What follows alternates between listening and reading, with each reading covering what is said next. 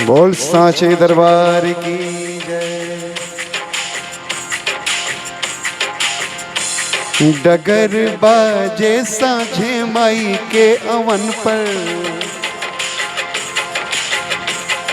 डगर बाजे साझे माई के अवन पर, माई के अवन पर, माई के अवन पर, माई के अवन पर, माई के अवन पर डगर बाजे, डगर बाजे साझे माई के अवन पर।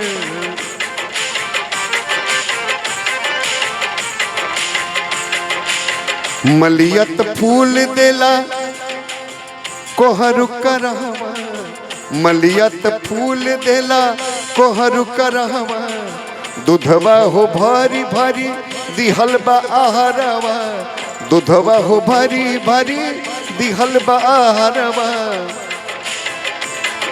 चौरठ छिटा जाल सबके भवन पर, डगर बाजे साझे माई के अवन पर, डगर बाजे साझे माई के अवन पर।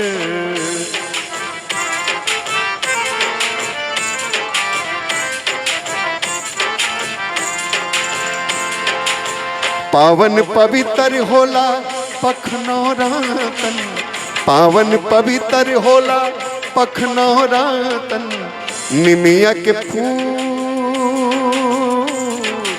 निमिया के फूल आवे नया नया पातन, निमिया के फूल आवे नया नया पातन। झूलली झूला माई निमिया डलन पर, झूलली झूला माई निमिया डलन पर, डगर बाजे साझ माई के अवन पर, डगर बाजे साझ माई के अवन पर।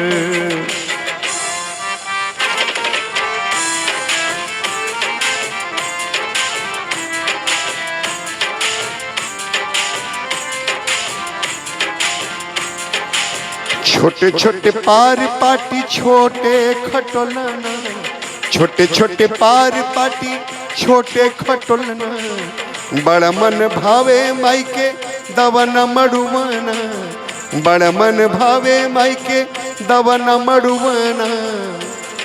झट से लुभाई जाली, झट से लुभाई जाली अड़हुल फूलन पर, डगर बाजे साझे माई के अवन पर, डगर बाजे साझे माई के अवन पर।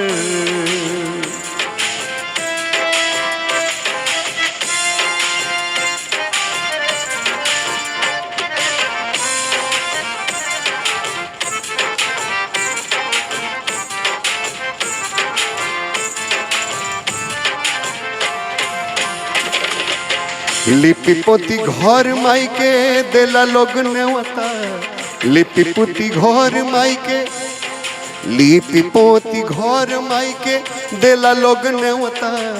सुनील कमलेश बाणे दोनों रे सेवका, सुनील कमलेश बाणे दुगो रे सेवका।